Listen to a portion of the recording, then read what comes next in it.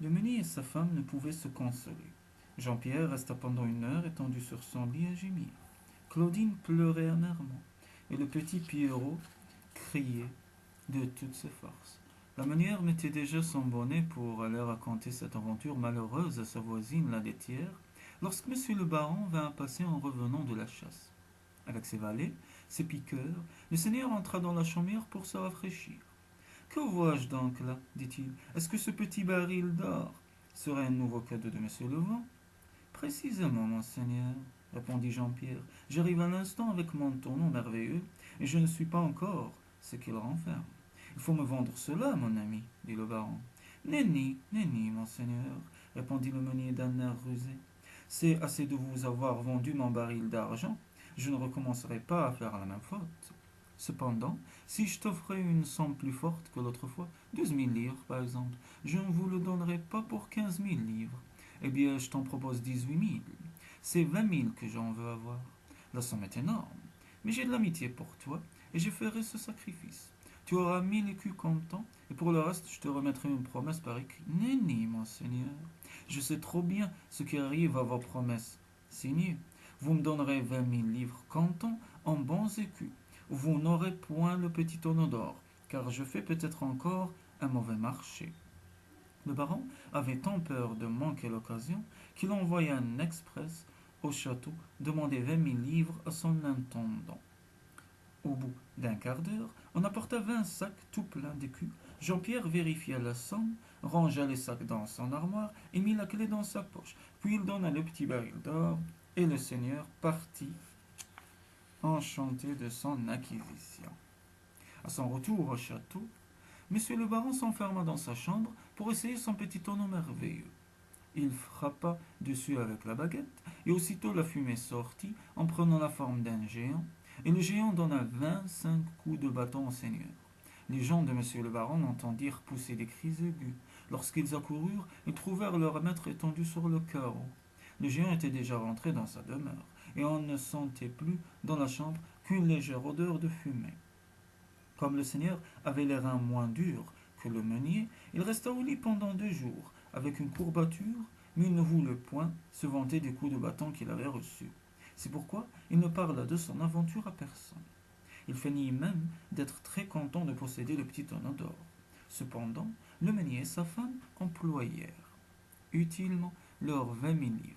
Ils achetèrent des prés et des champs, ils firent abattre leurs mauvaises cabanes et bâtirent à la place une belle ferme avec des granges, des étables, des écuries et une bergerie où ils mirent un troupeau de moutons. Jean-Pierre eut des valets de charrue, des travailleurs à ses gages, un garçon pour veiller au moulin. Au lieu de moudre du blé pour les autres, il fit de la farine avec le grain qu'il récoltait. Claudine acheta une robe de soie pour aller à la messe le dimanche, aussitôt que Pierrot fut assez grand pour apprendre à lire. On l'envoya à l'école, et dès l'âge de 6 ans, il était déjà plus savant que son père et sa mère. Ces bonnes gens auraient pu vivre heureux et tranquilles, sans la méchanceté de leur seigneur. Monsieur le baron leur gardait rancune pour les coups de bâton qu'il avait reçus et les 20 000 livres qu'il avait payés. Il s'amusait à lâcher du gibier sur les terres de Jean-Pierre, et sous le prétexte de la chasse, il dévastait les champs avec ses chevaux, ses chiens et ses piqueurs.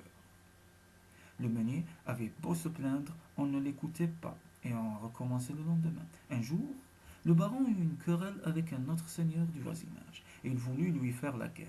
Ce fut un prétexte pour lever des impôts sur ses vassaux. Il en accabla Jean-Pierre, il lui prit ses valets de charrue pour en faire des soldats, et ses chevaux pour mener les soldats à la bataille. Le meunier, se voyant menacé de retomber dans la misère, se souvint alors des promesses que lui avait faites Madame la Pluie. Sans en parler à sa femme, il prit ses souliers ferrés, sa canne et son manteau de laine, et s'en alla bien loin jusqu'à ce qu'il eût trouvé le bord de la mer et la grotte de l'ouest. Un jour, gris, régnait dans cette grotte, un brouillard léger en voilait l'entrée, et l'humidité suintait à travers les rochers. De petits esprits voltigeaient avec des ailes semblables à des nageoires. En passant, ils jetaient de l'eau sur le nez de Jean-Pierre et disaient tout bas: mouillant, trempant cet indiscret, perçant lui son manteau, pénétrant à travers ses chaussures. Mais Jean-Pierre releva le collet de son manteau et marcha hardiment jusqu'au fond de la grotte. Il y trouve Madame la Pluie, entourée de nymphes grises, languissantes et enrhumées comme elle. On était alors dans le cœur de l'été. La pluie en profitait pour faire ses provisions. Les petits esprits apportaient une à une les gouttes d'eau que le soleil avait enlevées sur la mer, dans les rivières, les bois, les marais et les prairies. Les nymphes recevaient ces gouttes d'eau dans des coupes d'or et les jetaient ensuite dans un grand réservoir.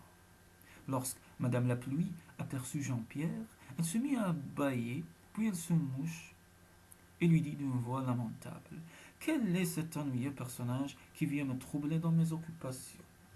Madame, répondit le meunier, je suis Jean-Pierre, chez qui vous avez pris un peu de repos il y a longtemps. Vous m'avez promis de vous intéresser au sort de mon enfant. Le petit Pierrot aura bientôt 7 ans. Je viens vous prier de faire quelque chose pour lui. Il le mérite par sa sagesse, puisqu'il sait déjà lire couramment. Que veux-tu que je fasse pour lui? Madame, je suis un pauvre paysan qui n'ai point d'idée. Je ne saurais quoi imaginer, mais je m'en rapporte à vous. Rustre que tu es, dit Madame la Pluie en éternuant. Tu viens me déranger et tu ne sais même pas ce que tu veux. Il faut pourtant me débarrasser de cet homme, puisque son fils sait lire qu'on lui donne ma grande boîte de cuivre avec la baguette et le livre doré sur tranche. Si le petit Pierrot est moins bête que son père, c'est assez pour faire sa fortune. Les esprits apportèrent la grande boîte de cuivre, la baguette et le livre doré sur tranche. Jean-Pierre mit le tout sous son bras et s'enfuit en courant.